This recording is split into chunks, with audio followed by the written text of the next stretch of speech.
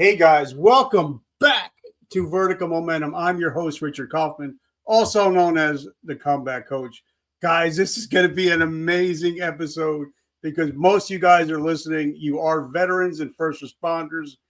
You can be dangerous men, but you could also have the heart of gold and the soft hands. The same soft hands that could pull a trigger can hold a baby. So we're going to be talking about all that today with my friend Joe.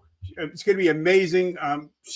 We're going to talk about NLP. We're going to be talking about how to become your masculine self, but not toxic masculinity. We're going to be talking about a lot of stuff. So, guys, first of all, I want to say thank you, Celsius Energy, keeping me energized for my 6th episode today. And also, guys, we came out with the new swag. It says, I win. That means if you guys listen to this show, you are winners. So, guys, thank you so much. And Joe, welcome to the show. How are you today? Thank you so much. Thank you so much, Richard. I really appreciate it. I am absolutely well. And good morning from Sydney, Australia. I love it. So, first question off the bat, because I have a traumatic brain injury. If I don't answer the question, I'll forget. What is your definition of resiliency? I love this question because it's so subjective, and I'm a big advocate for subjective questions. My view of the world resiliency is the ability to bounce back after adversity. So it's kind of like a Rocky thing, get knocked down 7 times, get up 8? Kind of, yeah. And resiliency can be measured, again, subjectively, based on how quickly and effectively you bounce back after something happening in your life. Some people take longer, some people bounce back quicker. But I think it's important to understand that just because you bounce back, in inverted commas, it doesn't necessarily mean that you have overcome the adversity. Because as you and I both know, sometimes we like to look like we've got it all together when underneath the surface, there's actually a whole load of things going on. And unfortunately, the more we look like we have it together, the most of the times we don't have it together.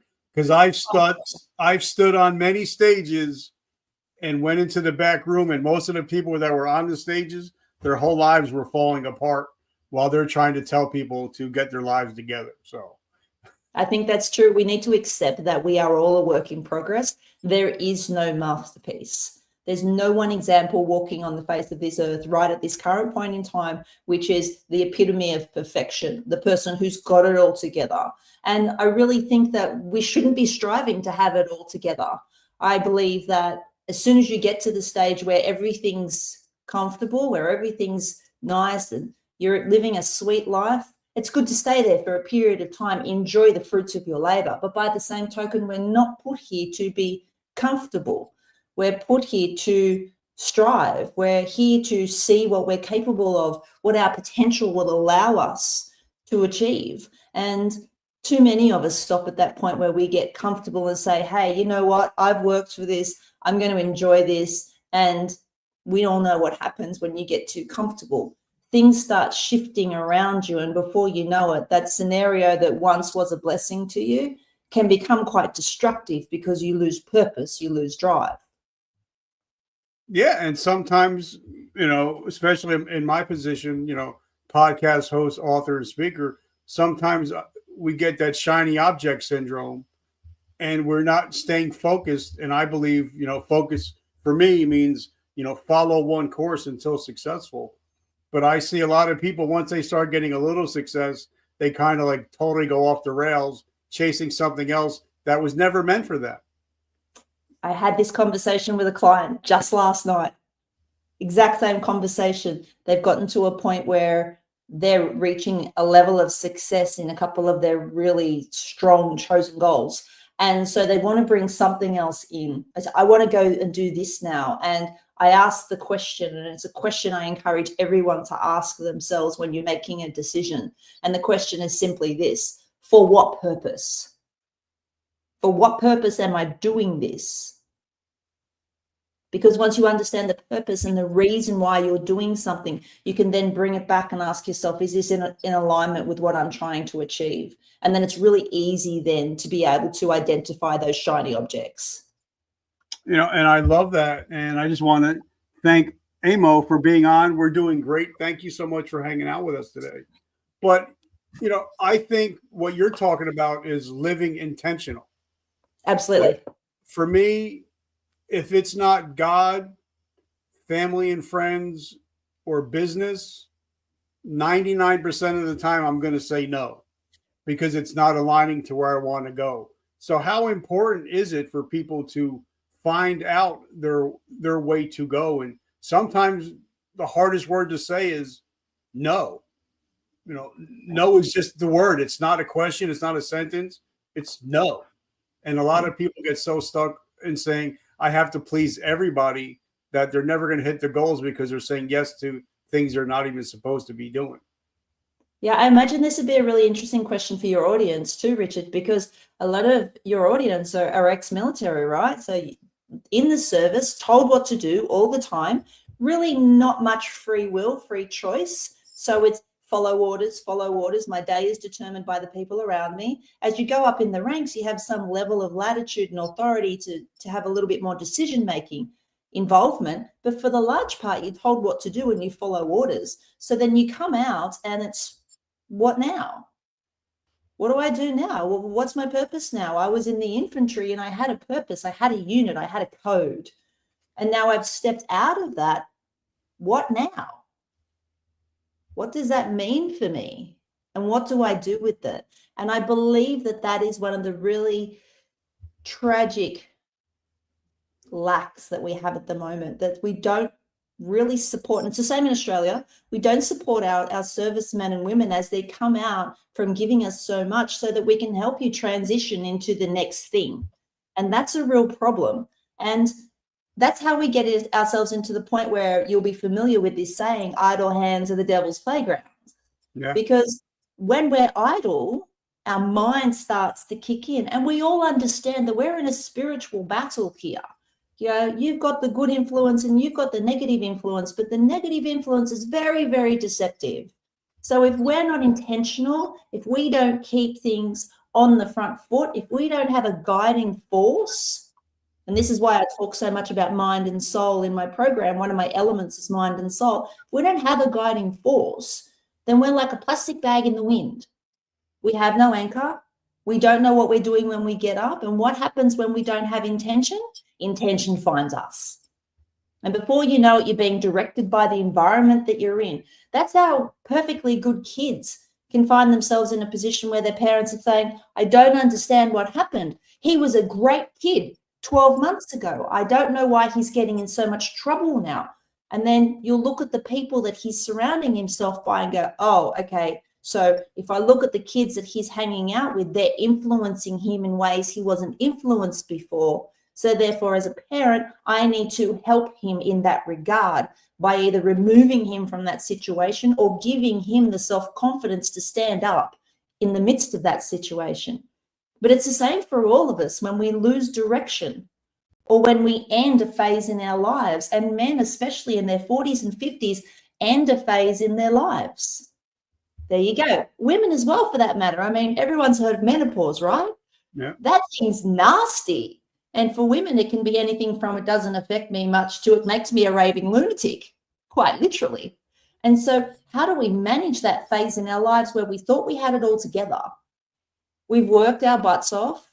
We should be getting into that nice cushy phase now, and then something changes in the government or something changes in our lives, an unexpected health issue, an unexpected financial issue. And we're there thinking, so now what am I supposed to do? Why am I doing all this? For what purpose am I getting up today? Yeah. And if we don't have that, if we don't have some kind of direction, then we can get lost. And I say to my clients, purpose is either intrinsically known. So for some of us, we know our purpose. We absolutely know what it is. And every morning we get out of bed and we feel it and we're driven by it. That's been me for a long time. But then if you're not one of those people, people can feel left out. It's like, well, I don't have a purpose. And I say to those people, if that's you, if you're in a situation now where you're just getting up every day, you don't know what for, you don't know how you contribute, you don't know what you're supposed to do now, don't wait for purpose to find you. Create your own purpose. Work out what you're good at. If you don't know what you want to do, ask yourself, what am I good at? And go and pursue that. Well, sometimes, I'm a big Gary Vaynerchuk fan. If it wasn't for Gary V, I wouldn't be sitting here today. I had a meeting with him and he got me on the track. But something he says is, I try not to curse on the show, but sometimes people will understand it better. Gary says, fuck what you're not good at and triple down on what you are good at. Yeah. And so for me, I'm not good at certain aspects of the podcast, creating graphics, promotion. I'm not good at that. I'm great at building relationships.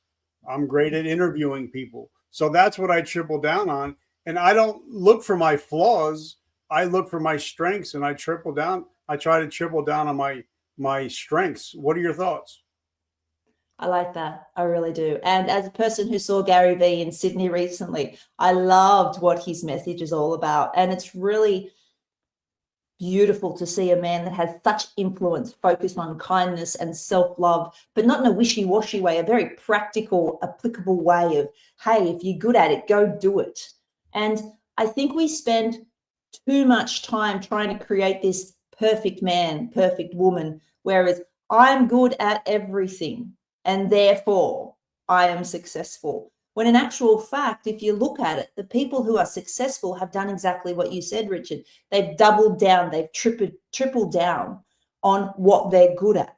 In fact, every mentor or influencer that I have in my life, and I'm very selective who I have in my inner circle, every single one of them has doubled down, tripled down on their key skill. And they've made themselves great at that key skill. They're not too worried about what they can't do because they've become exceptional at what they can do and they share that.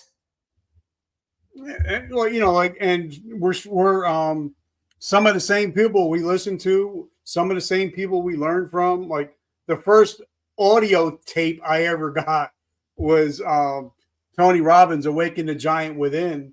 And that was 20, 30 years actually on tape. But there's some things Tony can do. I mean, he's 6'12". He's huge. He wouldn't be a good jockey for a horse rider, but he does what he does because he's good at it. But he also has stayed consistent over these last 25, 30 years. If you listen to his message then, it's pretty damn close to where he's at now. And I believe that a lot of people, like we were talking about earlier, they don't stay consistent. They jump from thing to thing to thing. And I think somebody said that, to become great at something, it normally takes 10,000 hours of work to become great or proficient at that one thing. And a lot of people get to 10 hours and they're like, I'm done. I'm not good at it. So talk about how important that is. People don't stay in the game long enough to win. There's so much in that. I've got all of these things going off in my head right now and thinking, which one do I pick? First of all, and I was talking to somebody about this just yesterday who I met at David Goggins when I met him last week. And I was saying to this particular man who has an addiction, and I said to him, why do you have an addiction? And he says, because it makes me feel good. And I said, great. Do you know when you participate in this addictive behavior, what time of the day it is? No, I've never thought about it. They said, well, if we think about it now, is it a particular time of day? Yes. Yeah. Are you doing a particular thing when this addiction kicks in? Yeah. I'm at home and I've done my day and I'm kind of bored. And I think there's a key in that. See, if we look back in years gone by, the Spartans, for instance, as an example, those men were renowned for being warriors. They were strong. They were capable. They were everything that the world needed at the time. And how did they get that way? Because they laser focused. And what these men did was they didn't have time for distraction.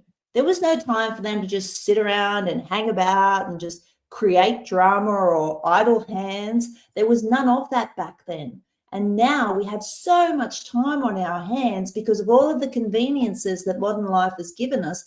We now have this bucket of time during the day, and we don't know what to do with it. So we fill it with mindless activities. But then the mindless activities are really not giving us what we need. So what do? We look for something else and something else and something else. And this is how people get in a position where something that wasn't a problem, before you know it, it's a real problem. And you're on autopilot. Your subconscious mind is going, oh, it's time for that thing now. It's time for that thing now. And you're repeating this habit and you're entrenching it in your mind and in your body. And then it starts to control you. And if we bring it back to the, how did I get here? Bring it back to ground zero. What was the moment? Where did it start? What was happening? Every single time that I've had this conversation, it's because the person was bored. They were bored. They had nothing to do. These people lack connection. In almost every case of the men that I've spoken to, they don't have connection. They don't have friends. They don't have family, or they're so withdrawn from the world around them. They feel so isolated that they don't reach out to the people that are around them. And so they manage themselves. There's nothing wrong with managing yourself. That's a fantastic, mature man's perspective to have. But are we managing ourselves, or are we distracting ourselves from what's really underneath? And a lot of the time, that's what's happening. We're not willing to go into the depths of it. And Andrew Huberman talks about this. And I actually wrote something down like 5 minutes ago that I want to talk about. Is I'm going on 36 years clean and sober January. Congratulations. But I know that if I'm hungry, angry, lonely, or tired, I'm heading for a breakdown. And you said the loneliness part, because I think a lot of guys, or I can only speak for the military guys. When we were in the military, we were all hua together, and then when we get out, we become a lone wolf. Lone wolf, yeah. And I tell everybody, the lone wolf don't eat. The lone wolf doesn't get protected. And I think a lot of, like you said, a lot of addictions come from that loneliness. But a lot of guys are they're afraid to be, what's the word I'm looking for? There's a lot of people, they're talking about how, you got to be a real man, you got to be man up. I hate that. Gosh, I hate that.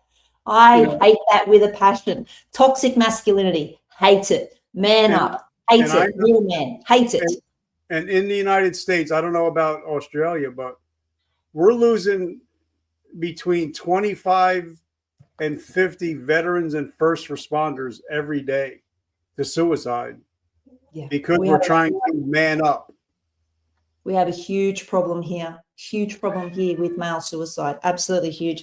In fact, one of my clients, he's written a book about it. He's a suicide survivor as well, and he now speaks about how he got to the point that he got to staring across the gorge at that cliff that day and what brought him back. And I think, Richard, this is a social responsibility issue. I say it all the time. I've got a lot of military friends and ex-military friends, and I say to them, you know what, guys, you're the people that we call on when things go wrong. You're the first ones we want there when someone invades or looks like they're going to invade. It's like, where's the military? Where's the military? Where's the military? But then when you guys come back from service, it's almost like we forget. We place no value on what you have done and only value on what they are doing. And that's so wrong. And it really bugs me the way we do that, because at the end of the day, no one is an ex anything.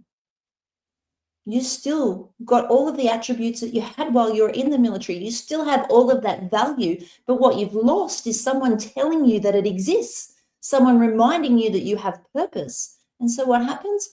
Everyone goes back to their own spaces, to an empty house. Marriages are lost, families are broken up. These men and women give everything to serve and they come back to a world that's moved without them, and it's, well, how do I integrate? Yeah. And it's hard. Look, I get loneliness, Richard. I've been single for almost 10 years, and I'll be honest with you, it hasn't always been by choice. You know, I'm not a woman that's decided that's it. I'm not going to date until my kids are grown up, and my youngest is 13 now. I'm the woman that tried it and tried it and tried it and tried it and came back falling short every single time, thinking, oh my gosh, these men that I'm trying to date, they're just not ready. They're not mature. These men, they don't know how to connect with a woman. Definitely not a woman like me. And I feel for those men, and I'm friends with a lot of them still, because I see the beauty in them that they often can't see in themselves. But, you know, like I said, we talked before we came on air, you know, my wife is my best friend. She literally has my blind side. But for so many years, I didn't know her love language until I picked up the 5 love languages. Because for every week for like years, I would buy her flowers because I thought she liked flowers. One day she's like, I don't like flowers. I'm just grateful that you think about me and you bring them home. So sometimes I think we have to learn our partner's love language because it's not what we think it is. Absolutely. That's even in parenting. That's relevant even in parenting and learning languages. I have a son that's very literal. He's immensely smart and very literal. And I worked out at a very young age with him that he's a literal child. If you tell him don't run and he's not running, he's jogging, he'll say, I'm not running, I'm jogging. And that used to drive me nuts because I didn't realize that he wasn't being rude. He was actually being literal because in his world, that's what it looked like. So I needed to understand his language that he utilizes to translate the world, which is very different to my daughter's language, which is also different to my language. So understanding how to connect with people is super important, and how they do things. I mean, your example is brilliant. I bought her flowers because I thought that was the right thing to do because I wanted to show her that I loved her. And isn't it great that she had the courage and you had the type of relationship where she could go, hey, Richard, you know what? I love that you buy me flowers, but I actually don't like flowers. I think that's beautiful. That's a sign of a good connection, a healthy connection in a relationship where you can both show up as you are. And, you know, for me, you know, like I read Grant Cardone's book. I read so many books, but, you know, once you start to get to know who you are, you know, and you start to notice who you are, who you want to be, that's when you could say, okay, I'm who I am. I like what I like. And my wife or my family, my spouse, they like what they like. And I'm okay with that. You know, I'm good. As long as it's healthy, I'm good. Like I'm the talker. I'm the one that's in the PDA and all that stuff. My wife's not. And for the first couple of years, it got me mad. But I'm like, all right, we've been together 15 years now. We're not going anywhere. I'm just going to accept her and love her for who she is. And I really harp on the things that don't drive me crazy. Yeah, absolutely. And it comes back to that perfection thing, doesn't it? Yeah. Like we were talking about before, right? You double down on the things that you're really good at, or you start bringing in all of these shiny objects to try and be good at everything. And it's, why don't we just focus on what works? And it's the old 80-20 rule in relationships. We spend 80% of the time focusing on 20% of the things that don't work. But what if we flip that? What if we decided to focus on the 80% of the things that do work? And then when the 20% show up, put 80% in our time to understanding that, to growing through that, instead of saying, well, you're wrong, I'm right, you need to change. And I think this is a huge thing for women, especially. We're notorious for it, right? And feel free to agree with me. The understanding is that women will come into a relationship with a man with the goal to change him. And you'll look at the man and say, yeah, he's majority there. But if I shift this and change that and flip this a little bit, then he's the way I want him to look. And this is the way that I was brought up. When I was dating and getting into serious relationships when I was younger, it was look at his potential. look at the potential. But I find that to be quite a trap, because if you're in a relationship with someone and you're looking at their potential and you're focusing on their potential, you can find yourself in a position where you're focusing on what they're not yet and not nurturing what they are. It's great to have aspirations. It's great to see someone and say, you have so much going for you. And as a partner, to have someone in your corner who can do that for you, who can support you, who lifts you, so immensely important. But then by the same token, that's not everything about that person. That's a future version of that person that exists. We need to make sure we nurture the existing present version of that person as well. But it's amazing to me is women will fall in love with the bad boy. Guys will fall in love with the bad girl until they grow up to be bad men and bad women. It was there the whole time. Nothing changed. But because we thought, we can change this person or we can change that person.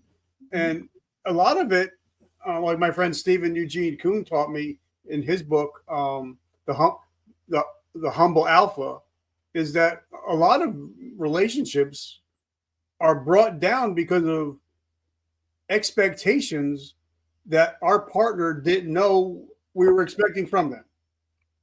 There's a saying, unexpressed expectations are future resentments. And I believe that wholly and solely. We don't understand necessarily the difference between expectations and reality. And I talk to this a lot because I think this is critical to, once you grasp this concept, the whole fabric of the way we exist starts to shift. It's, I expect this of my day. I expect my children to show up this way. I expect this. I expect that. This is how it should go, the world according to Joe on Thursday. But then this happens. And so I have this gap between what I expect, what I want, versus what's actually happened in the reality. And in between this gap, I have a decision of how I'm going to behave, how I'm going to view this. And then I need to decide, am I going to be a victim because my children decided to throw a patty this morning and make life difficult? Am I going to be kind? Am I going to be nurturing? Am I going to be angry? Am I going to be frustrated? And what we do in that space between expectation and reality is what creates the environments that we live in. Now, I used to be that parent. I'll admit it, that when my children didn't show up the way I expected to, I was frustrated because I didn't get it. Why aren't you doing this? Why aren't you doing that? I don't understand. I've raised you this way. But then I had one of those mic drop moments a long, long time ago, probably about 8-9 years ago now, where I started to understand, well, if my little guy has problems getting up in the morning because he's tired, maybe what I need to do is look at why he's tired instead of telling him that he needs to get up and behave a certain way in the morning and chop him along and hurry up and let's go, we're in a hurry. So I started to reverse engineer and say, all right, what's going on with him? He's going to bed at the right time. There's nothing distracting in his room. He's not on any devices. I've got a wind down routine. I'm ticking all these boxes thinking, I can't work out what the problem is. And then we started to monitor his sleep. And it turned out that he was having a problem with sleep.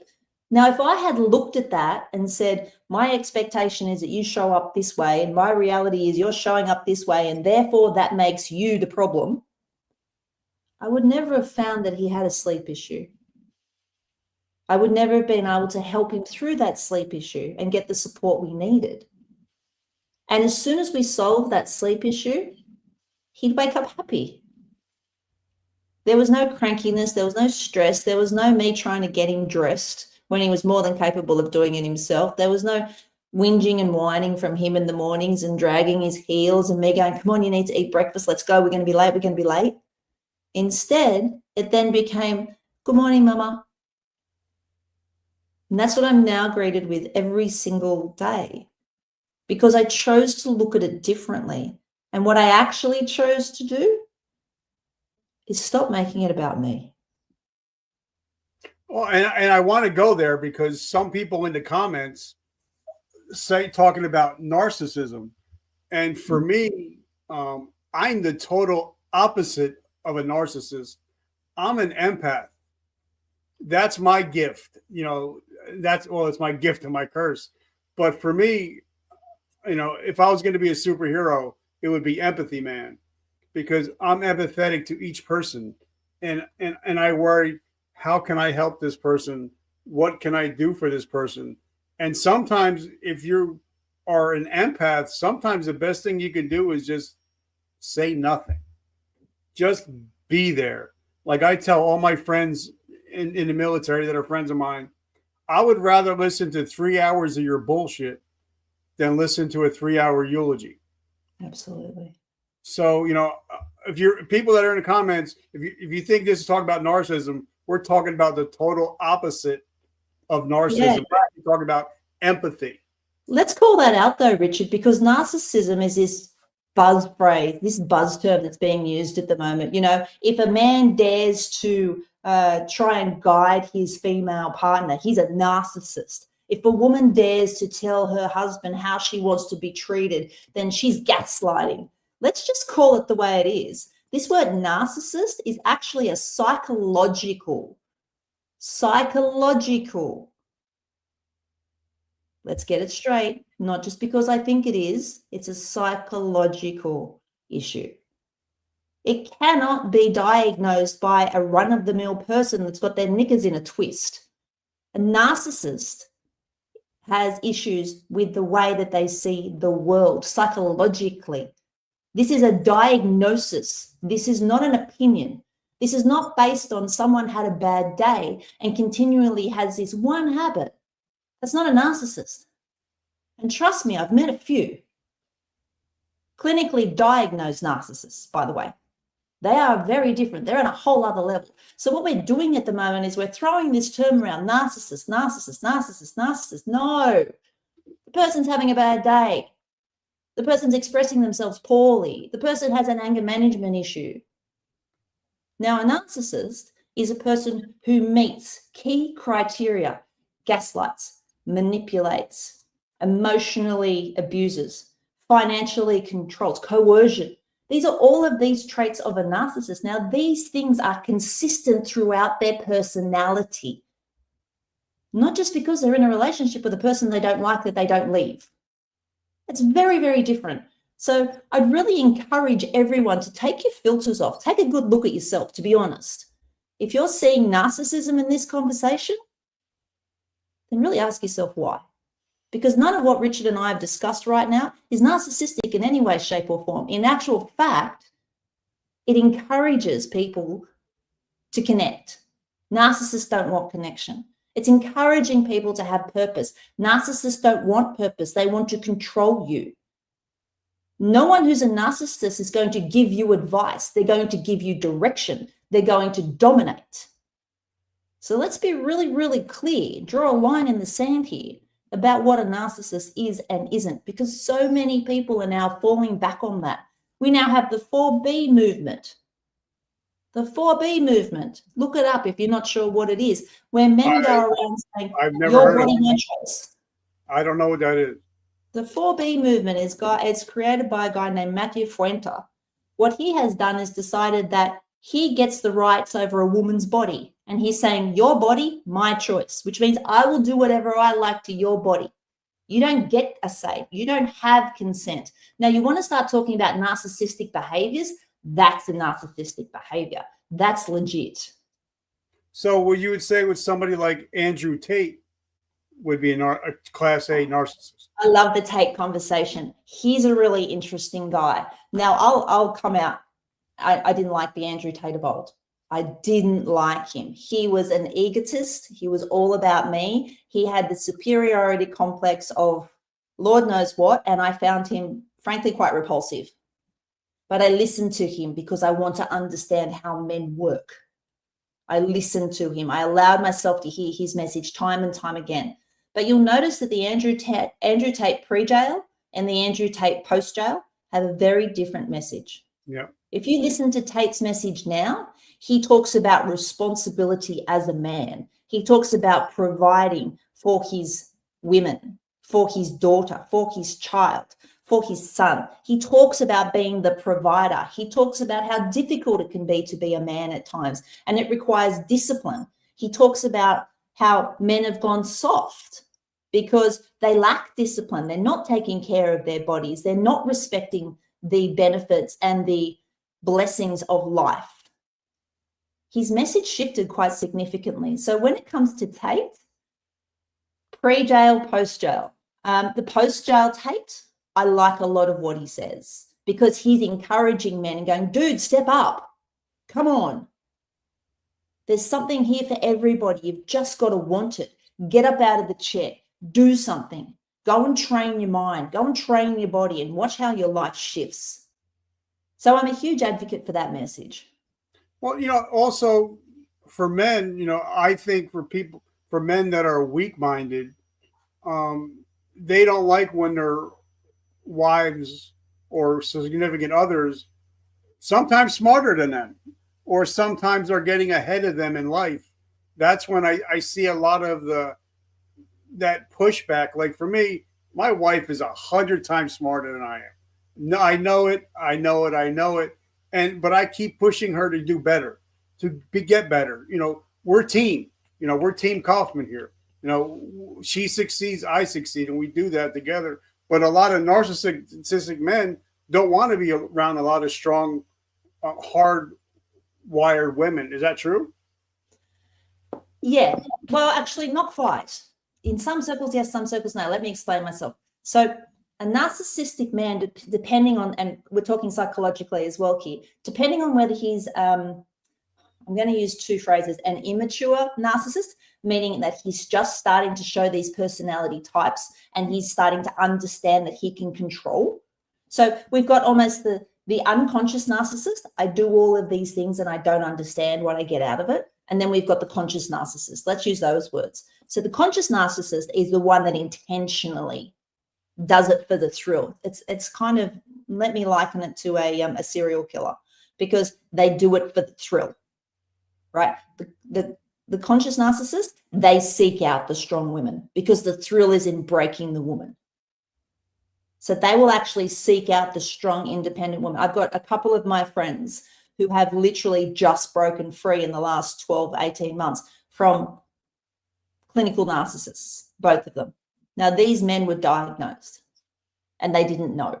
But once you see the traits, then you can understand where it's come from. But the unconscious narcissist is just starting to understand that they can have control. So they're going to go for what they can control.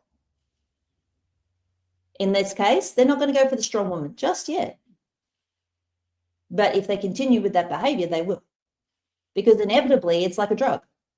All right, I've disseminated this one. I've taken away all of her power. She's under my control. I've got her. She's on a leash. That's the ultimate for a narcissist, to be able to take the power by force and domination from the person they want to take it from, usually the partner. That's the goal. Okay, so now let's flip the script. What is a dangerous modern man? It sounds like it's the total opposite of what we just talked about. Yeah. I think it's one of the things I'm going to preface this with is we need to understand first and foremost the spectrum by which human beings exist. So I want you to imagine the most horrendous thing that you've ever seen happen, that you've read on the news, that you've seen, anything like that. Just bring that thought to mind. And you're going to have an emotional reaction to that. Right now, your mind is thinking about the horrendousness of it and how whatever it is, disgusting or whatever else, yeah? And your body's having a reaction. Am I right? Yep. And for me, it's 9/11 because I live 10 minutes from Manhattan. Wow. I spoke to a man on last Wednesday who was one of the pararescuers at 9/11. And he still is immensely impacted by that, as you would imagine. Yep. So you think of the people that perpetrated 9/11. Let's go with the story that we're told about 9/11, because there's lots of conspiracy about what actually happened versus what we're told was happened. But let's go with the story that we've been told about 9/11, that it was two planes that went into the buildings and then out at the Pentagon. And then as a result of that, thousands and thousands of people died. Okay. When you think about the perpetrators of those events, you're going to have that reaction. So what's the reaction you're having? Well, being a veteran, and a lot of it is anger. A lot of it is just if you think about it enough, it turns into rage. Absolutely. Rage. Excellent. And now I want you to pause in that moment. And I'm going to say something that not many people say. Dr. Jordan Peterson talks to this really, really well. It's an understanding of fundamental. Yes. You love JP? Me too. He's brilliant, man. He is a dangerous modern man. If you want an example, Jordan Peterson is a dangerous modern man, and I'll tell you why. But first, we need to understand this. In order to be a dangerous modern man, you need to understand the fundamental truth that everything that you see happen on the face of the planet, everything that is done by any human being, you are capable of. Even 9/11. Now, you will think about that, and most of us will think about that. And the first response is, what's your first response when I tell you you're capable of that? Well, like I said, being in the military, I know that I'm capable of anything if the right thing comes at me. In the right circumstance, right? If the situation falls a certain way, you will become that person. Yep. Now, the first thing we need to understand is we are all that person. All of us have it in us. Now, for some of us, for the majority of us, that combination, that Fibonacci code that creates that turns us into an absolute monster like that, the code will never show up in our lives. So we'll never need to engage that side of ourselves.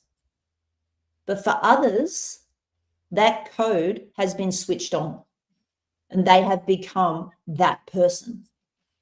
And this is where we start talking about wiring. We're talking about the wiring of the mind, what we allow ourselves to believe and how easily we allow ourselves to believe it. But a dangerous modern man understands this. That's fundamental. A dangerous modern man understands I am capable of all of it. In the right circumstance, I will pull that trigger. In the right circumstance, I will fly that plane. In the right circumstance, I will do that thing that I find absolutely horrendous right now. But in the right circumstance, when I believe it's for a bigger purpose, I will do it. Now that sits in a way that makes your gut churn. You don't want to think that you're capable of it. There's no way that you want anything to do with that sort of behavior. And this is what makes dangerous. Dangerous is a fundamental understanding that we are capable of everything. But a dangerous modern man. Well, like I want to, for instance, a while ago, a couple years back, a gentleman wanted to fight me. Mm-hmm. And I leaned into him. I said, listen, if we fight, one of us is going to die, and it's not going to be me. So I would rather walk away. And I guess he kind of got spooked because I told him, I'm not afraid to die. So are you? And he walked away. But I knew, because I knew I could be dangerous if I had to be, but I didn't want to be. And that's a brilliant example. That's absolutely perfect. A dangerous modern man understands what he's capable of, and he knows when to use it. I often use the example of he's not a gangster waving his gun around in the street going, I'm powerful, watch out, I'll point my weapon at you, watch out, I'll pull the trigger. No. Dangerous modern man is more likely to be the man that will have the samurai sword in a glass container or up on a wall in his house, and you'll never see it. You'll never see the discipline that he takes at home because he doesn't need the world to see. He's not about bravado. He's not about, look at me, I need attention. Dangerous modern man is so self-intimate. He understands himself deeply. He knows he's capable of doing whatever needs to be done. And as a result of that, he's able to show his true self. He's able to be humble, even though he's immensely skilled. Now, his skill can be in anything, but he's humble about it. He doesn't need to shout it from the rooftops. He's disciplined. When a dangerous modern man, you can see when he's physically disciplined because his body shows it. He might be disciplined spiritually. He might be disciplined intellectually. But a dangerous modern man, discipline is like food for the soul. Yeah, and that's something that Jocko always talks about. You know, he talks about discipline. You know, he talks about having the discipline to, you know, be able to cause catastrophe, but then also be able to sit down and have your daughter paint your toenails, paint your nails, and do your hair.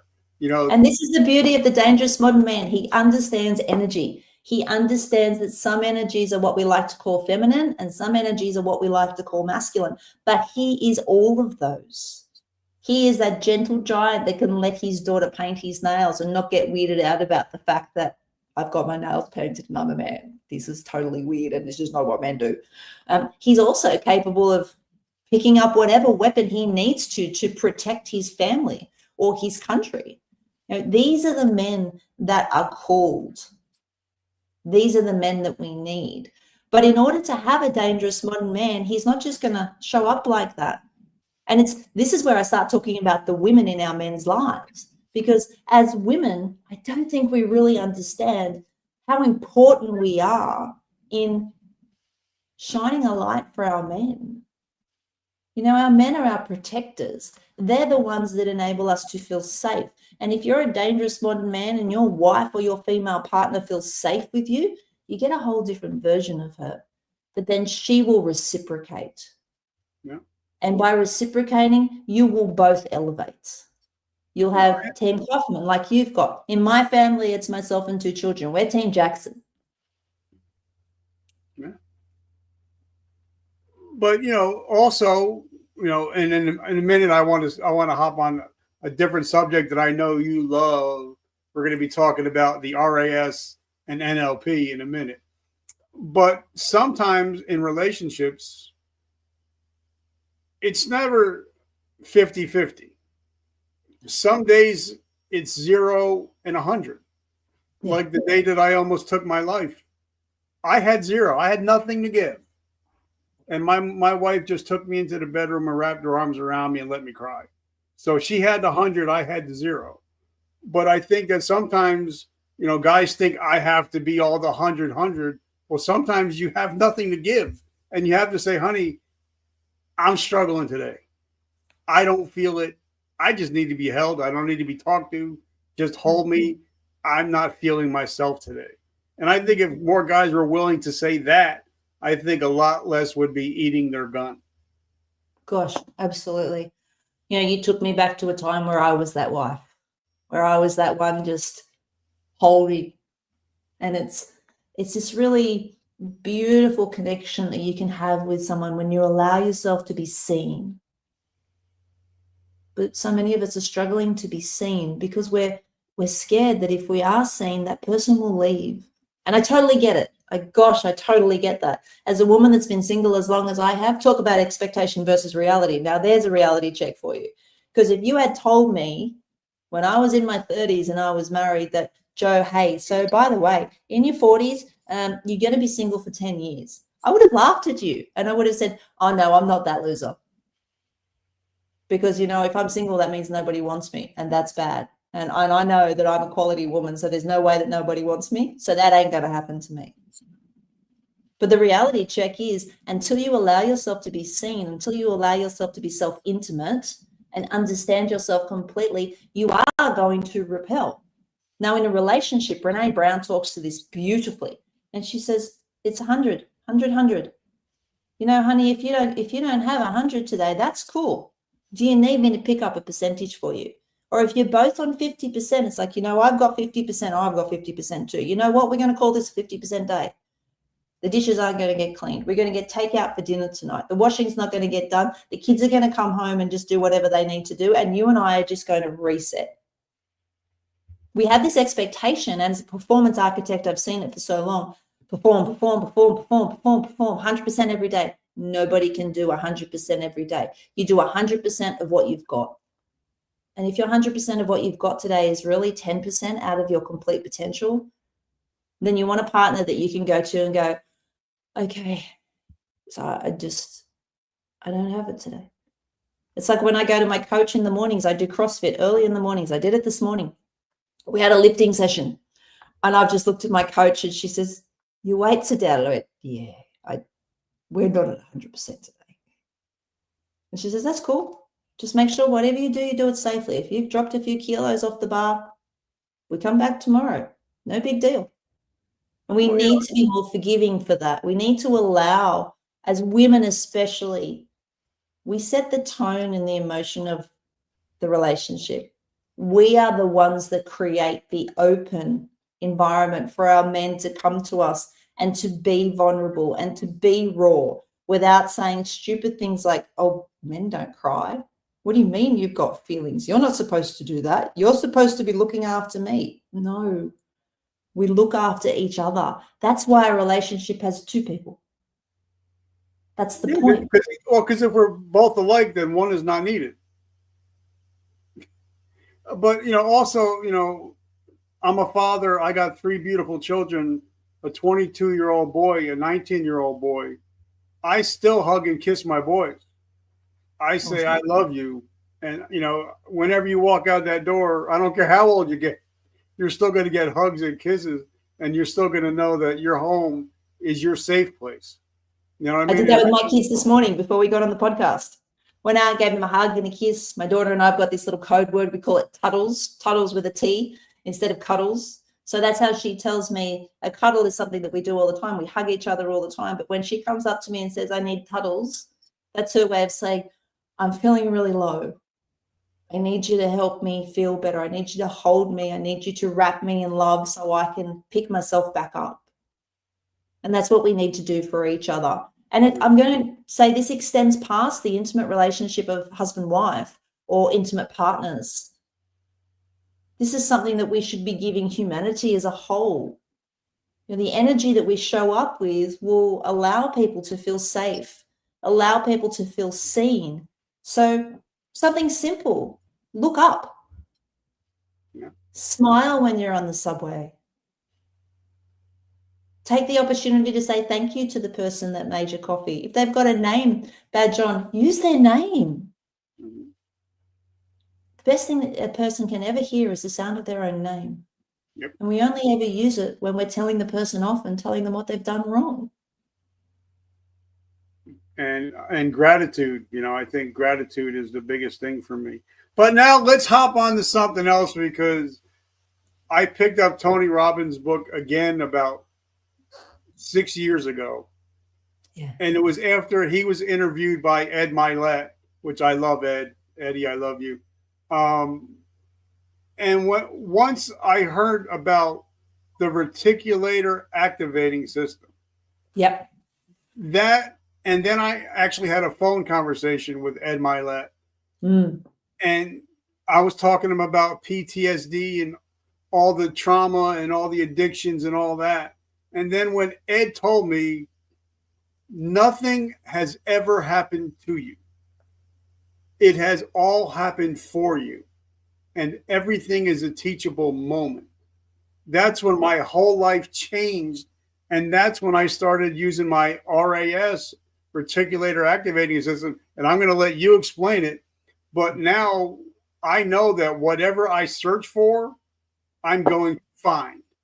Yeah. Whether it's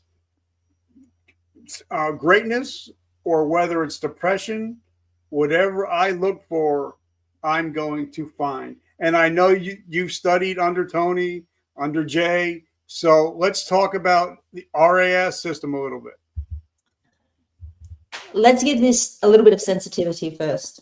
I'm going to talk to this in relation to the everyday scenario. Now, I'm very aware of the fact that there are people that suffer from depression through chemical imbalances and the like. So if you're one of those people that has a chemical imbalance, and as a result of that, your brain works slightly differently, this conversation will be different for you. Yeah. The reticular activation system is part of our neurology. What it actually does is it laser focuses. Our mind will tell us what we're looking for. And this is where everything that we induce, everything that we absorb is so important. Environment is so important. You will find what you are looking for. You just said that yourself. If you're looking for evidence of something, you'll find it. If we go back to my example with my son, He wasn't waking up right in the mornings, and my expectation was that he would wake up this way, and he wasn't. Now, if I continued on that path of, well, you're not waking up that way, you must have some kind of behavioral issue, you're being naughty, then I would have parented him according to that.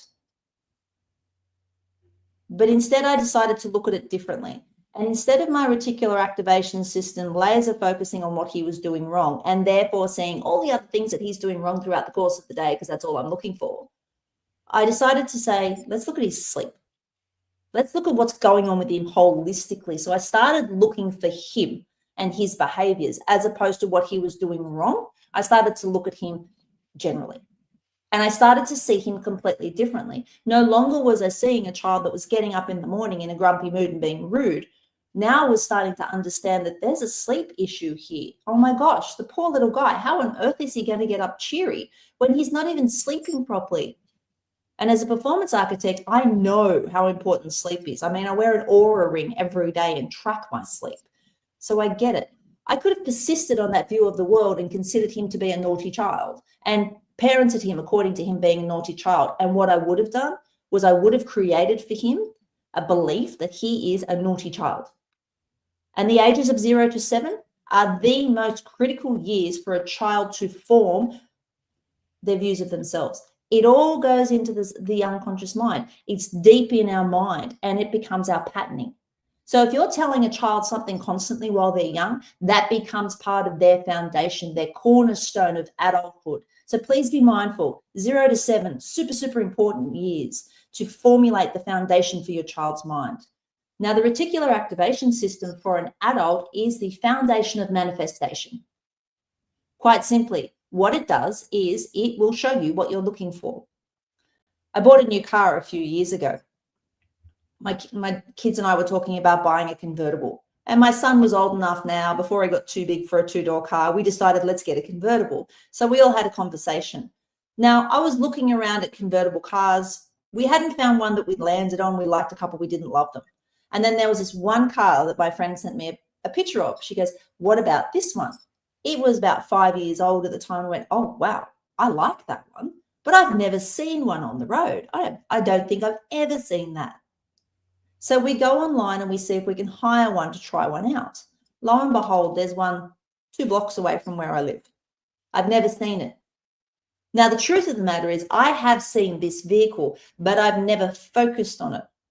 It's gone into my peripheral vision. So I have what's called deleted, distorted, or generalized the information that comes through my filters. Your filters are your eyes, your ears, your nose, your mouth, and your sense of touch.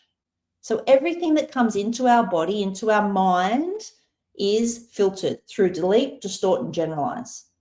What the reticular activation system does is says, I'm looking for this car. So I am now going to delete or distort anything that's not that car. No. And I'm out looking for the car. I'm out looking. This is all happening on a subconscious level. And lo and behold, I can't tell you how many of those cars I saw in the 3 weeks after we decided to buy one. It was ridiculous, but I'd never seen them before because I'd never been looking for them before. So the reticular activation system was out looking for me. So here's the thing, and Ed's quite right when he says life is happening for you, not to you. We will find evidence of what we focus on. If I want to choose to believe there's something wrong with me because I'm single after 10 years, I'll find plenty of evidence of what's wrong with me because I'll focus on that. And the reticular activation system is designed to give you information based on what you're choosing to focus on. That's its job. So if I choose to focus on that, I'll find information to support that truth. But what if I want to shift out the truth? What if I want to find information on something else? Reticular activation system will do exactly the same thing. It'll go to work and find all of that information for you. So I guess the bigger question about the RAS is how do we change our lives using that? What if I'm a person that's sitting at home and I've got this really low view of myself? I'm a nobody. I'm here. I don't even have a partner. My kids don't talk to me. I don't have any money. I'm struggling to pay the bills. I hate my job. I'm fat. I'm unhealthy. I eat rubbish. All of these messages that you're telling yourself will create your identity of who you are. And then your reticular activation system will go out and give you evidence to confirm who you think you are. If you start using words to yourself, and this is why Gary Vee talks about how you talk to yourself matters. If you start telling yourself you're a loser, your RAS is going to go out and find information to support that you're a loser. If you start telling yourself that you're useless, and the two most used words, there was a study done in Australia about 5 years ago on the men who had died by suicide that left notes. What were the two most common words that were used? The two most common words used tragically by these men were useless and worthless. These men thought they had nothing to offer. They thought that they provided no value. And once you start thinking that I provide no value, that I'm useless, that I'm worthless, your reticular activation system will go out and support that truth. And this is how we get ourselves in holes. And a lot of people that will listen to this, they might think it's woo-woo, but it is backed by science. But also, if you go back to Napoleon Hill when he was being taught by Mr. Carnegie even said 100 years ago, that your obsessions become your possessions. So, I mean, so the brain hasn't really changed that much. It's also biblical. This is biblical. Guard your mind. It's biblical. The Bible doesn't say guard your mind for no reason. Guard your mind. Paul wrote about it in the books of the apostles. He wrote about, why do I do things that I don't want to do, even when I know better? This is not new. What we need to understand is our understanding of neuroscience is evolving. We don't know everything yet. So as we learn, as we grow, as we know things, we start to understand ourselves better. And we're really in this hypothesis phase at the moment where growth and knowledge is growing exponentially, and we're struggling to keep up. It's, well, I thought it was this. I thought it was this. I thought it was this. And this is where constant education is so important to keep up. For instance, Andrew Huberman did a brilliant podcast earlier this year with David Goggins, and he talks about the anterior frontal cortex and how discipline and doing something that you don't like, even something that you hate doing that is good for you, let's say going to the gym, because that seems to be the most common. Public speaking, for instance. Most people are afraid of public speaking. They're almost as afraid of public speaking as they are of death. Yep. If you do something that you don't like, that is good for you, and you do it over and over and over and over, so far the theory is that actually contributes to your longevity, to how long you actually live and the quality of life that you have. Now, it's new information, yes, but how exciting is that to actually think about the fact that if I go and do the hard stuff that I don't want to do, that I actually really hate, I'm going to get a benefit of that. You're going to get a benefit of that neurologically. Hormonally, you're going to get a benefit because your body will reward you for it. But you've got to be able to be willing to engage that reticular activation system in a different way. And this is where the battle is, because over a period of time, we've all taught ourselves to think in deficit, either through experiences, and let's bring the narcissist back in. You could be a person that's had a relationship with a narcissist. And I guarantee you, and I can testify to this, if you walk out of a relationship with someone who is that way inclined, you are feeling like you are nobody.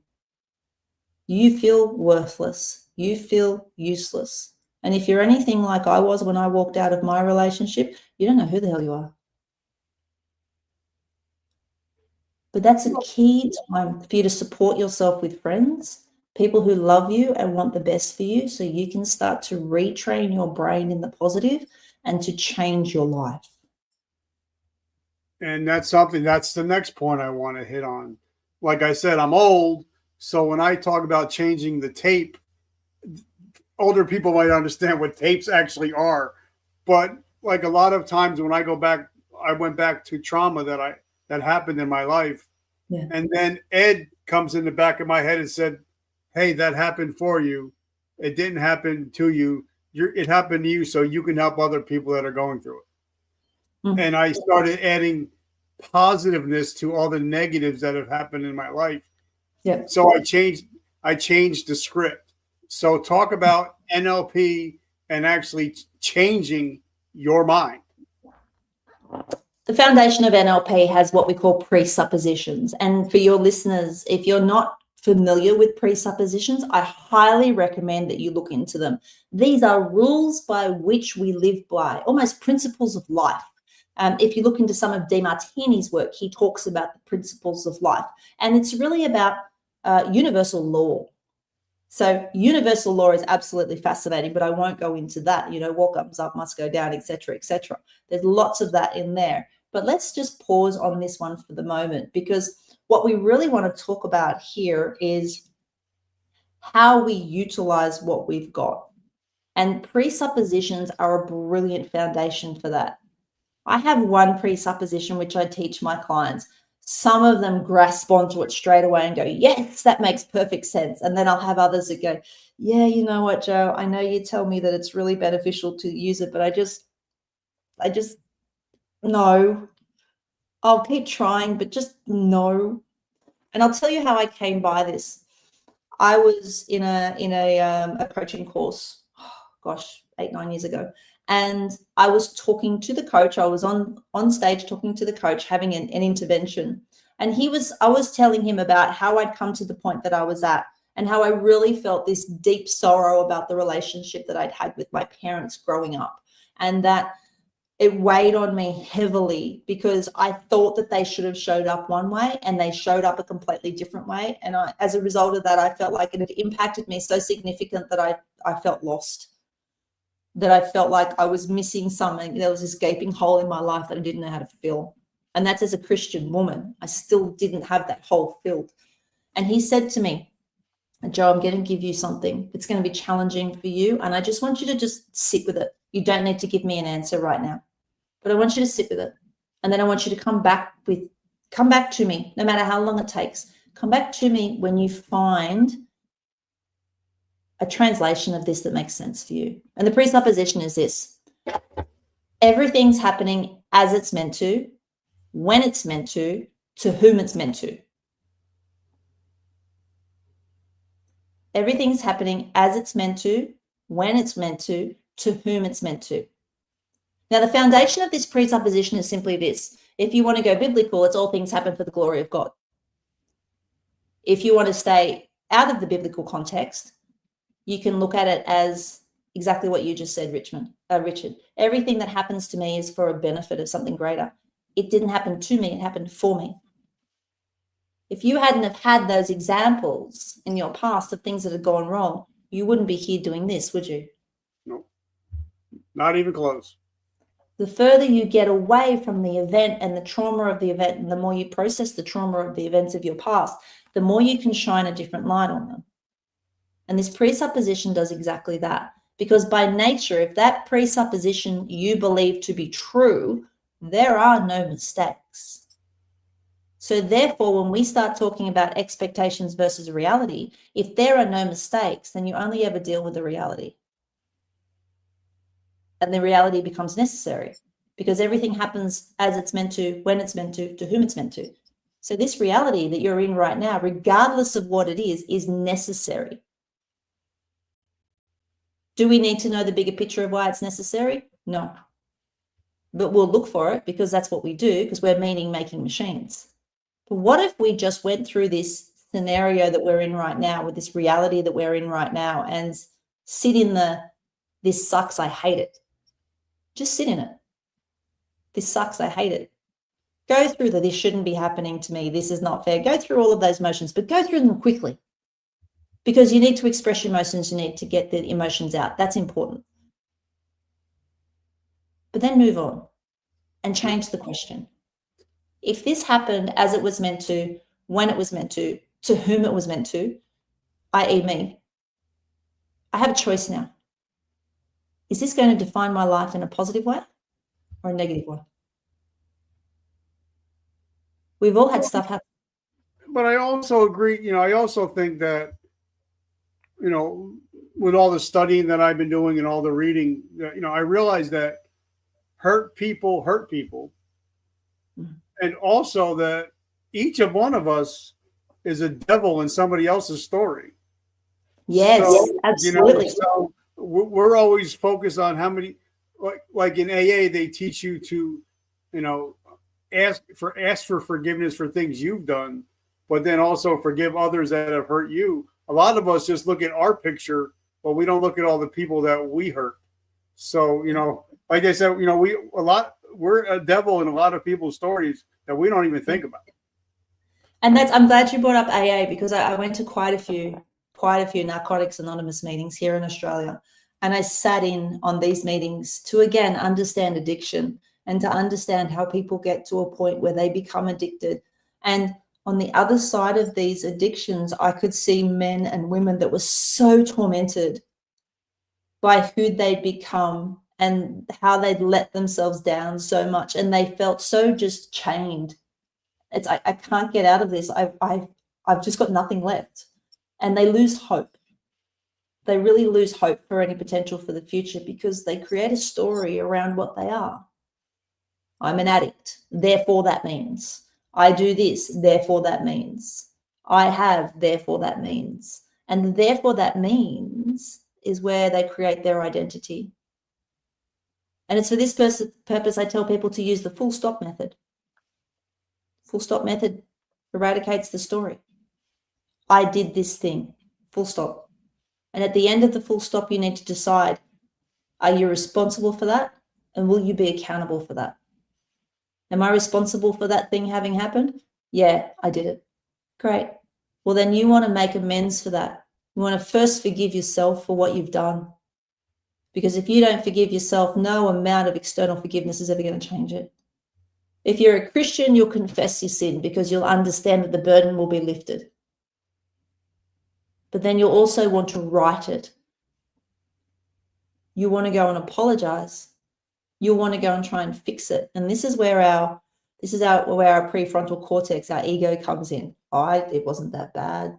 I don't need to apologize. It's going to be difficult. I'm going to get uncomfortable. No. But here's the thing. This stuff that you know that you've done, that you've buried deep down, that you've not apologized for, they're called samskaras. And what they actually are, the Buddhists actually believe they're like little nicks on your nervous system, like a little death by 1,000 cuts. Every time you have one of these traumas that you push down into your body, it's like another nick on your nervous system, and another one, and another one, and another one, and another one. The power of forgiveness, self-forgiveness, is huge. You overlay that with gratitude. As a Christian, that would look something like, thank you, God, for the trials that you're putting me through right now. I have no idea why I'm in them, but I know there's a bigger picture. Please help me understand it. As a non-Christian, it would be, okay, this sucks. I'm not happy about it. But what if I just decided to look at it like there's something in there for me to learn? There's something in here for me to grow. You ask for patience. God never gives you patience. He gives you someone difficult to have to deal with, or a situation that's completely against what you are capable of, to teach you. Everything in life is an opportunity to be taught. And we need to remain open to that. Well, like last week after the elections, I posted some stupid shit and I got called out on it by members of my family. And I sat back and I'm like, I'm totally wrong. So I made a public apology on social media. I saw that. Reached out to everybody and I said, I'm sorry. I said, but the only way I can ever just change it is just not do that thing again. I can only ask you for my forgiveness, but time takes time. Self-awareness. Absolutely. But I also know that the minute I ask God for forgiveness, it even says it in the Bible, if you ask God for forgiveness, he forgives you and forgets it. Yeah. But now I have a friend or somebody in my life, she's turning 80 years old, and she's still carrying stuff around that happened to her in her 20s. Yeah. And I told her, God has already forgiven you 60 years ago. You're holding on to this. but she still keeps beating up herself because she doesn't want to forgive herself. So, guys, if you guys are struggling with forgiveness, ask God for forgiveness. And if you asked him for forgiveness before, he's already forgiven it. He doesn't even remember it. But why? So we shouldn't have to keep holding on to this stuff, because it's like a rucksack. If you just keep putting rocks in it, eventually you're not going to be able to move. No. But if you ask for forgiveness and start pulling these rocks out, eventually you're going to be able to run again, right? Yeah, the load will be lightened for you. And I think this is really important for us to recognize as well. We are going to screw up. Okay, if there's anyone that's listening to this podcast that thinks they haven't screwed up, then I'm going to encourage you to check your ego, because you're protecting yourself from the truth right now. The role of your ego is to protect you. That's why it will distort the messaging, to make sure that you always feel like you're not the one that's done wrong. The role of the conscience is to give you empathy. So the conscience will tell you if you've done something wrong. But if your ego is super strong, it'll repurpose that message and go, it's no big deal. Don't worry about it. In order for us to be able to do that, we need to remember something that's fundamental.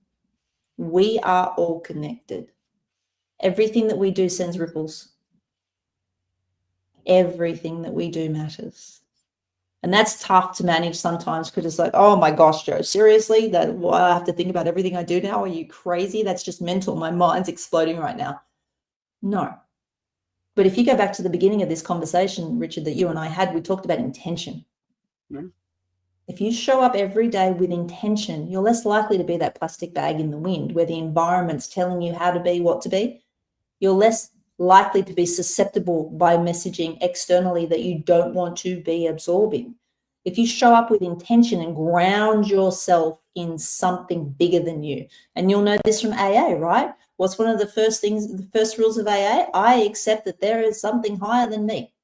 Yeah. Doesn't have to be called God, but I get that I am not the creator, center of the universe. I do not make the world turn. That's a way of putting our ego in check. It reminds us that we are a part of something bigger than ourselves, and everything that we do matters, that we are a part of a tapestry of life. And even though we're tiny in the spectrum of the universe, we're tiny in the spectrum of time, we're barely a speck. We still matter. We are still relevant, because we impact people every single day. And if we show up intentionally, it will shift how we view. And even like, I love the book by James Clear, Atomic Habits. I love that in order to win in life, you have to win the year. But in order to win the year, you got to win the month. In order to win the month, you got to win the day, and then win the hour and win the moment. Micro moments, yep. So for me, it's kind of like, I'm talking to you. That's my focus. After this, I'm going to go hang out with my son, and I'm going to hang out with my beautiful wife. But I know that if I'm hanging out with my wife, that means I'm not out at the titty club. I'm not out doing stupid things. I'm focusing, and I'm being intentional with where I spend my time and where I spend my money. Because I believe that in order for me to win the day, I have to win the moment. And like I wrote a post out today, you never know when the last time is going to be the last time. So I try to make every moment I can in this life, make sure that I'm in gratitude and I'm living intentional. So you mentioned gratitude 3 times now. How important is gratitude? Oh, gosh. I never understood the power of gratitude, the immense complexity of the power of gratitude. There's a reason why it's one of the highest frequencies, right up there with authenticity. Gratitude is, it's not about me. Gratitude is, no matter what's going on out there, and sometimes in here, Chester Bennington said it in his last interview before he passed. I'm a massive Linkin Park fan, even with the new singer, still absolutely love them. Linkin Park helped me through after I found myself as a single parent. If it wasn't for those albums, I don't know where I'd be. I used to put the music in loud in my ears and just run. So between David Goggins and Linkin Park, that got me through my divorce and becoming a single parent. Very grateful for both of them. Gratitude reminds us that no matter what's going on, there's always something to be grateful for. And you kind of look at that and go, yeah, whatever. I spent some time about 15 years ago in an orphanage in Cambodia. I lived there for a month, and we built homes for kids that had HIV. There were families. These kids were all orphans. They were quite often dumped at the orphanage, and parents didn't know how to handle them, couldn't give them the medication, so they'd leave their kids at the gate. And these children were all taken in by this couple. Wendy was one of the couple's names, and they lived there. And so we went over there to help and do what we could. There was a little girl there that took a liking to me. She followed me around, and she had fetal alcohol syndrome. She had to wear a nappy because she couldn't control her bladder. She was about 8 years old at the time. She didn't speak. She was nonverbal, but she could click with her tongue. And so she would click with her tongue. And when she was around me, she'd click really fast. And I asked her carers, I said, what does that mean? And they said, she likes you. She feels comfortable around you. Is it okay if she kind of shadows you? I said, well, look, that's fine. I want to make sure that she's safe at all the time because I'm going in and out of a building site. They said, no, she'll just sit there when she finishes school and come and watch. And that's exactly what she did for 3 weeks. She'd come and sit and watch, and we'd play in the dirt and all sorts of stuff. But experiences like that remind me when I'm feeling a little bit overwhelmed. I mean, running a business and looking after kids and having all of these things going on, you have your moments of overwhelm where you just go, I'm just not coping today. I need to ground myself. Gratitude grounds you. Gratitude reminds you that everything is a blessing. You know, we have parents. A lot of us have aging parents. My parents are both unwell at the moment. I'm so grateful for the fact that I live close to them and I get to spend time with them. And I have a relationship with them, and then my kids have a relationship with them because they're important in our lives. And gratitude means that you will never have regret because you're always forward projecting. I'm grateful for the food I have. I'm grateful for my family. I'm grateful for my life. In fact, studies have shown that people that utilize gratitude journals and at the beginning of the day, pick 5 things, just 5 if you can manage it, that you're grateful for. It changes your energy internally. It changes your neurochemistry, and the hormones that are released within your body are completely shifting. So gratitude releases what we call oxytocin, the love hormone. Oxytocin, sorry, wrong one. Oxytocin, the love hormone. It releases that inside of us. And what that means is when we feel gratitude, we get released this beautiful sense of calm and peace and love and kindness. Gratitude is the foundation for change. And you know, I love that. Like for me, and I tell all my students and anybody that's listened to this podcast, before I go to bed at night, I wrap my arms around my wife, whether she's sleeping or whether she's awake. I pray for her happiness, her health, and because it's hard to be mad at somebody that you just prayed for. But also, before I go to bed, I thank God for 3 things that happen in my day. And this interview is going to be one of them. And then when I wake up in the morning, if I could see something, because I lost 60% of my vision, if I could see something, I thank God. I say, Lord, I don't know what you got planned for today, but it's going to be an awesome day. So before I go to bed, I'm in gratitude. And when I wake up, before my feet hit the ground, I'm in gratitude. So I think being in gratitude, I think it changes your whole outlook for your whole day. And it also shifts your reticular activation system, right? Because if you're out looking for things to be grateful for, as you just said yourself, you can't be mad at someone you just prayed for. So if you're out looking for things that you can be grateful for, then you're not going to see the things that bring you down. All right. So this is a teaching podcast. So a lot of us guys and girls, we're all warriors. But a lot of us, when we get out of the military, we're beat up mentally, physically, we're banged up. So a lot of us dealing with PTSD, traumatic brain injury, addictions. So what would be your top 3 pieces of advice if somebody wanted to become a dangerous modern man after getting out of the military? 3 things. Find a purpose. First of all, give yourself something to drive towards. Absolutely essential. The next thing, discipline. Train. Train your body, train your mind. So when I'm talking about training your body, physically train your body, and that includes just being aware of what you eat and actually physically training your body every single day.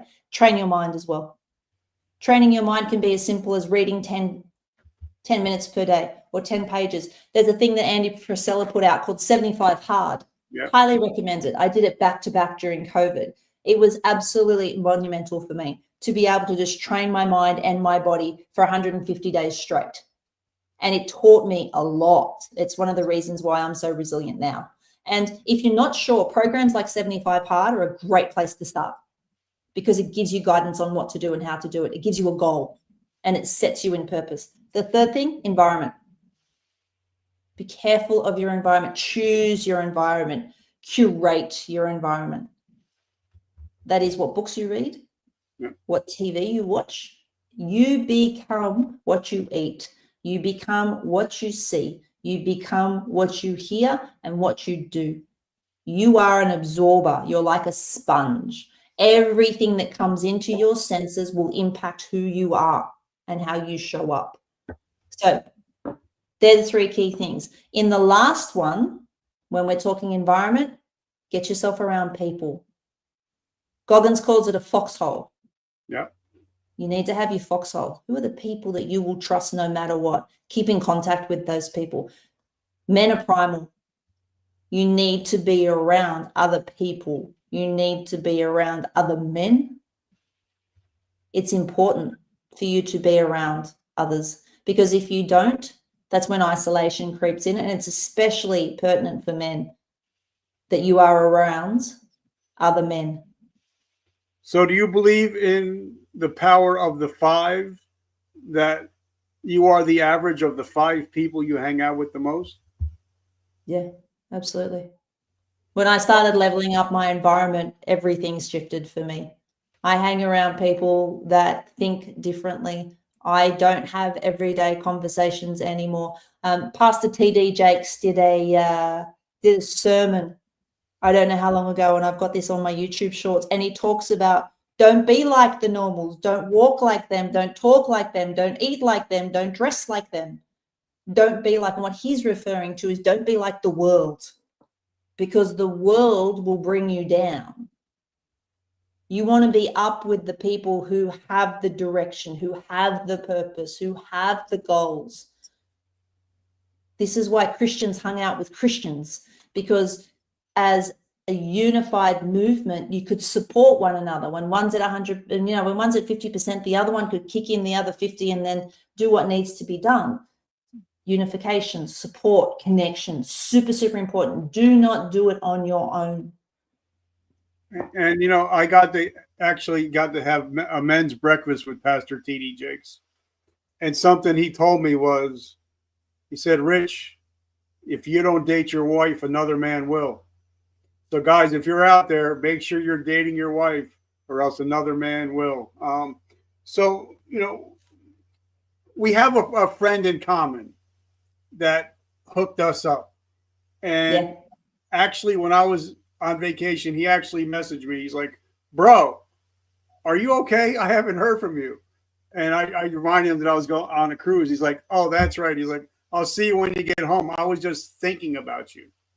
So talk to us about our mutual friend. Manny, gosh, he's crazy. I love him to death. He's my type of person. Manny and I bonded around talking about I made a statement on one of my posts probably about 18 months ago now. And I said, there's nothing like being comfortable being alone in a room of strangers, being alone in a room of people. Because I just had this brilliant weekend, which was completely unexpected. And if I hadn't have used my reticular activation system and sat in gratitude for that weekend, despite the fact that everything was going to hell in a handbasket, I would have had a very different experience. And so him and I started talking about that. He said, I didn't know that anybody else understood what it was like to be alone in a crowd. And I said, yeah, I get it. I totally get what that's like. I have that often. I feel like I'm the one that's sitting on the fringes all the time. That's been me my whole life. You know, the black sheep, the lone wolf. That's just been me. And him and I started chatting back and forth about what I'm doing and the dangerous modern man. And he's just tell me all about the dangerous modern man. I want to hear all about it. And when we start talking about it, his eyes are just, holy cow, Joe, that's amazing. That's so fantastic. I love it. We have to get you out there. We have to get this message out. The fact that a woman is advocating for the dangerous modern man is awesome. I love it. So him and I have been working together on that. And, you know, one of the things that I'm really big on is being authentic. And you've been around a while, Richard. You know what it's like. You know people that are authentic and people that are doing what they think they should do. Manny's a classic take it or leave it, what you see is what you get kind of guy. And I really resonate with people who can show up as they are and wear their heart on their sleeve. There's a campaign here called Heart on My Sleeve, run by a guy named Mitch Willis, and it's very popular over here. And it's about being authentically you. And if you're having a moment, allow yourself to have the moment and to talk to people about it, but know that it's impermanent. And Manny and I have great conversations, almost always end up being some kind of rabbit hole about what's going on in the world. And we start talking about politics and wars and vaxxers and all this sort of crazy stuff. And it's, what do you think about this? And what did you think about that? And did you hear this? And what's going on there? And, you know, no doubt we'll talk about the fact that Trump wants to bring Elon Musk into his cabinet and what they're thinking about doing with regards to innovation. So I suspect that'll be our next conversation. But Manny is a guy who lives by his truth. Yep, and I've had Manny on the show a couple times. So he's been on here. And guys, if you don't know Manny Wolf, it's Wolf with an E. Make sure as soon as you hang up, you go check him out. He's got some amazing stuff. But if you're a snowflake and you get upset easily, he may not be the guy. Or he could be the guy, because if you're a snowflake and you get upset easily, there's probably a dangerous modern man inside of you that's just dying to come out. Yeah. So hang around people like Manny that will tell it like it is, so you get used to it. Yeah, I love it. So now, how do we, and I'm following you on all your social media. So how do we find you? How do we get in touch with you? How do we get in your ecosystem? And how can we learn more about becoming, that kind of man? Easily, really easily. First of all, I'm just going to put it out there. Ex-military men are my absolute favorites. I'm not supposed to have favorites, but servicemen are my absolute favorites. I have an absolute soft spot for servicemen. My daughter, we're prepping at the moment to get into the army here in Australia. So huge on servicemen, and it's really hard to find people that get it.